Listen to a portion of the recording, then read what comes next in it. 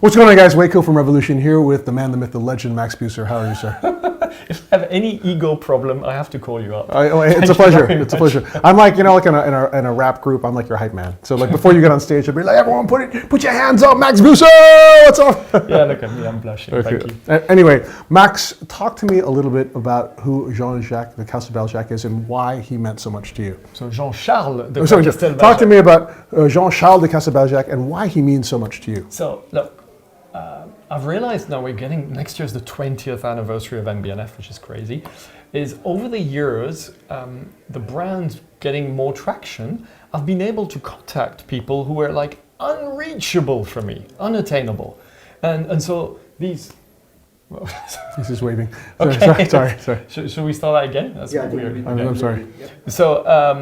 So I've realized with the brand sort of dimension growing over the years, I'm able to contact people which were like legends for me, and not in the watch industry, outside. And wow. Jean-Charles de Castelbaljac is part of those people who I remember admiring his crazy work, crazy being super innovative, colorful, fun, where haute couture was very serious. Yeah. And he always had this craziness in him.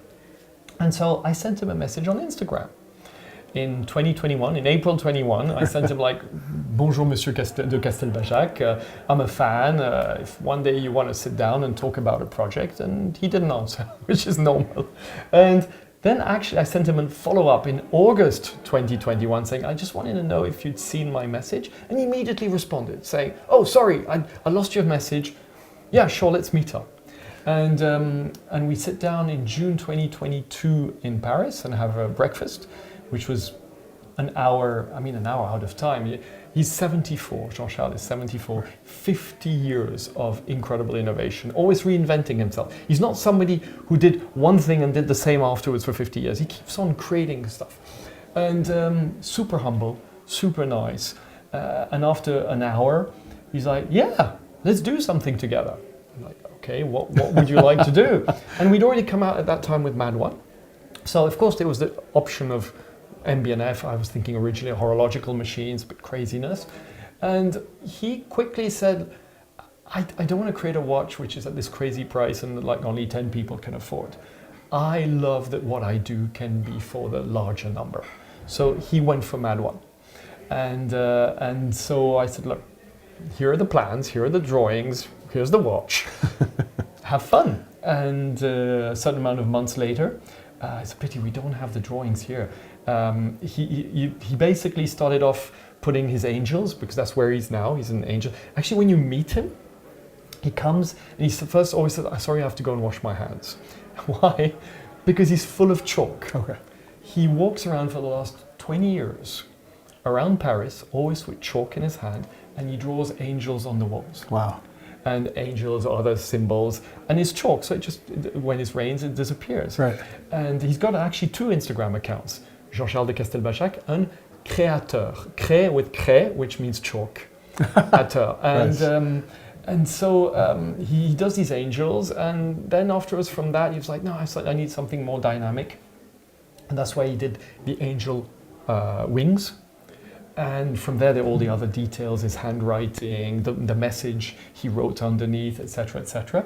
And whatever he said, "I would like to do that," we said, "Okay," which was a bit disconcerting for him, I think, because it was not like, "No." It was like, "You want to do that?" It's like, "Yeah, okay, I can, yeah."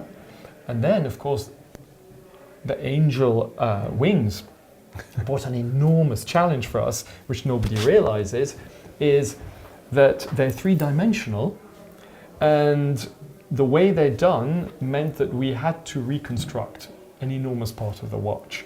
And of course the rotor, which instead of having 2 two heavy parts and one which is not heavy, we had to reconstruct it with 1 only, which means that the whole dynamic of the winding system is different, right. Therefore it influences the winding of the watch, etc., etc. So we just basically followed his lead and did it. And it was interesting because originally when he came up with the drawings, even my team was like, "Is anybody going to buy this?" is this a bit too extreme, all these colors Really? and all that? And I was like, no, this is so incredible. And then finally, when we had the prototype, the whole team was like, oh, because originally I think we were going, maybe we'll do 500 of them. And then finally we said, okay, we'll do 999, so 1,000 pieces. And the more we got into it, the more suddenly we realized, oh my gosh, what have we done? That's and beautiful. so then we just announced it on what date was it? On the April 3rd at 9 a.m. And since then it's gone ballistic. Yeah. Well, okay, that's something that I wanted to talk to you about. And I know you've also brought a swatch that Jean-Charles created as well, and we want to talk about that too. So I want to talk to you about that because I know you've also brought a beautiful swatch that Jean-Charles has created. But that you said something very interesting to me. You said that you launched this on April 3rd, you weren't sure, and it just took off like crazy.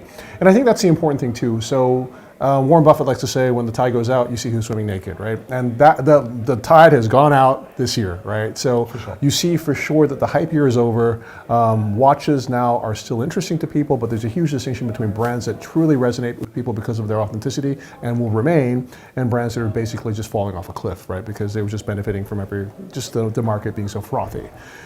Everyone I talk to who has Max Büsser is saying, I'm lucky because I have Max Büsser, because the watches are doing great, because people recognize the authenticity of the man, the creator, and these are part of the permanent lexicon of contemporary horology. How does it make you feel, and why do people feel that way? So I'm going to tell you another anecdote. End of the year, last year, when I was doing my end of the year meetings with my team, I've only got 3 people reporting to me, Harris, Thibaut and Serge. One of them, when I said like, well, how can I improve? Waited a moment and looked at me and said, you know, we would like you to enjoy yourself more. Oh. I was like, what? What do you mean? He's like, yeah, you're always so intense. You're always looking at what could go wrong, and look at what we've been living over the last 3 years. It's been incredible. And I'm like, yeah, I know, but I don't show it. And I realized not only am I incredibly proud of what we've managed, I'm super happy. I never expected to be happy. This was not part of the. It was not part of the equation. Being in the tunnel I was happy enough. Having light at the end was not planned. And but at the end of the day, where I'm coming from is 15 years of really, really tough years makes me like a gazelle in the middle of the savannah.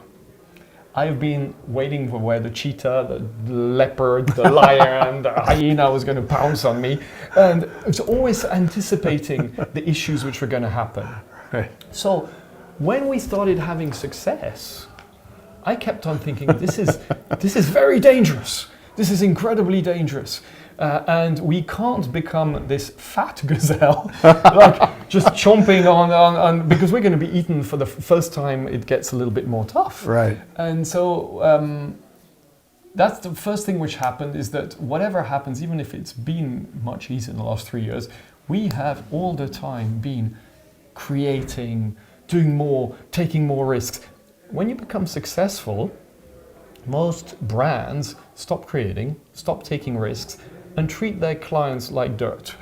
And so we've always tried to be like always the nice people, but not because we were scared of the future, because that's what we are. Right. And from there onwards, the fact that our 14 retail partners are completely empty, there's not a watch in any of them, even today, and that every watch we're delivering is on a waiting list, I'm like, wow, we actually managed to do that. We didn't do it on purpose. I think it's just the follow-up of who we are and the ethos we have. Also, a year ago, more than a year and a half ago, I told the team, okay, these years have been incredible, but 24, 25, 26, flat again, like we were from 2008 to 2013. Wow, okay. So it's completely, so already late 2022, I was like, okay, 2023 is going to be again incredible. Yeah. And then that's it. So Right. we've already planned for, we're not growing. Okay. So we're seeing actually this week our retail partners, and we've already told them beginning of the year, like, you're not getting one more watch. And they're all like, no, we need more watches. You know our friend from Singapore, Mr. I do, yes. It's like, no, Hey, Mike, we need how are you? more. Yes. We need more He's not watches. at the fair because his wife is giving birth. Exactly. And so it's like, no, we're not. Because for the same reason we didn't grow from 2013 to 2020, there is no reason for us to grow anymore. So I think it's nice to be in where we are. And it's also a tribute, I think, as some of our colleagues also are doing incredibly well, because growth hasn't been the objective. Yes. And even when the demand became crazy, I think some of us still continued treating people as best as we could and continuing to create, and that was the solution. You know, I think that it was in particular the brands that really kept their feet on the ground during this period. I remember speaking to you in the midst of like just the maelstrom of popularity. People were just going nuts. Your prices on the secondary market were just going berserk. And you're like, wait, I want to grow moderately, right? And everyone around me is saying, like, seize this opportunity. It's like, no, because my vision is for the long term. How important is that for a privately owned company, for you to be able to call those shots and to be able to look into the future, right? And I think I've started talking about that in the last year and a half, of how does this company survive me and thrive after me. Not only because something could happen to me, I've started losing friends. I mean, we're getting close to that big six, aren't we? Same age, yeah, exactly. Yeah. But also because I don't want to see myself arrive with my Zimmer frame at 80. Guys, I had a new idea. We're going to be able to pay the salaries.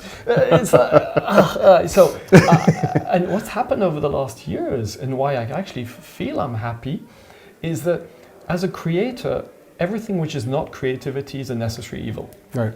So the production, I mean, you know how difficult it is to create what we do, to manufacture, to craft. The sales, going out and trying to explain to people why they should buy your piece is so humiliating. And the whole communication, where now I've got this extraordinary team, which before I was grinding and every half an hour telling people, look how fantastic this is, look how fantastic this is. Of course. Oh my gosh. Shoot me if I have to go back to that.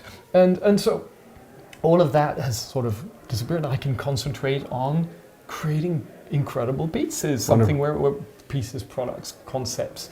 And so this growth we gave ourselves, that luxury we gave ourselves in the last 3 years, has given us the means to be way more creative.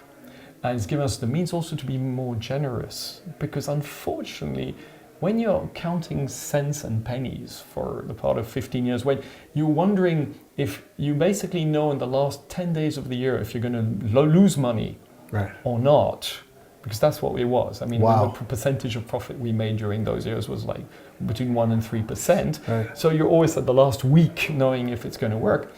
You count every cent. Wow. And you don't allow yourself to be generous. And you don't have fun. No, you don't have fun. Yeah. No, you don't. But but the pride was enough. Okay. And so you end up now being able to give back and having cool initiatives which you're going to see coming out over the years to come, where we can say thank you to people who've been there with us. That's one of the things which makes me happy today. Well, that's awesome, man. Well, congratulations on that. Okay, before we sign off, I want to just show this watch. So explain to us what this is, Max. This is the other watch that Jean-Charles de Castelbaljac created in 1992. So he created a swatch. And look at the idea he had. This is 32 years ago. Mm-hmm. He put different motifs on the hands. And so when the hands come together, it's a face. Now, he's the first, to my knowledge, it's the first time I see anything like that. I know a few brands have since had ideas on that 20 years later. This is Jean-Charles. He is consistently and constantly finding ways, coming from that left field where nobody expects it. Love it. This is my personal piece, isn't it? Nice, man. And you know, this is a very interesting watch. So this was a watch that was initially created for the other gender. For my wife, basically, yes, exactly. Originally. And it has somehow transformed into not necessarily a watch that's a gender biased watch, but just an elegant watch that could be worn even by someone like myself, right? Would you agree, sir? So we launched, I can't remember, 3 years ago, the whole idea of doing these semi-precious stones. We did lapis lazuli, malachite, tiger's eye. And there was always one I was keeping on the side, which was onyx. Right. Why? Because we all remember, oh, well, some of us remember those 1960s yellow gold day dates from Rolex with just a simple onyx no dial. Indexes, exactly. No, exactly, no indexes. I thought that was so chic. That's a watch. I can't really wear yellow gold. You can put it off. I wear a lot of yellow. That's a watch I would wear. And so at some point I told the team, can we do a version like that? It's all onyx, so the base is onyx and the dial is onyx, yeah. and no diamonds. Right. And this is the first time it's a flying T I would like to wear. That's amazing. And there it is. It's incredible also because it's actually like a mid-sized watch, right? It's a small and elegant watch. What's this diameter, 38.5 or? 38.5, Right. which has now become sort of the norm of men's classic watches. And it's funny because it's almost like a third dimension to Max Büsser, because you've got, well, actually the fourth, because we include the MA.D 1. So you've got the horological machines, you've got the legacy machines, you've got the MA.D 1s, right, which we see. And now you've got like the sort of like formed art elegant watches as well, the Dandy's watch, right? So end of the year I'll unveil something else, which is where nobody expects us. Really? So that will be the other fourth dimension. Fantastic. A lot of people will not get it. A lot of people will not like it. Right. But that's what the success we've had over the last 3 years has allowed me to have the courage to say, you know what? Who cares? But I love that also. I love the fact that you're always crossing boundaries and pushing the storytelling of watchmaking to the world beyond us. We tend to limit ourselves so much. And I think this collaboration with Jean-Charles de Castelbaljac, everything you've done over the rather amazing story of your life has been exactly that work. So well done, Max. Thank you so much. And it's a pleasure, sir. Thank you.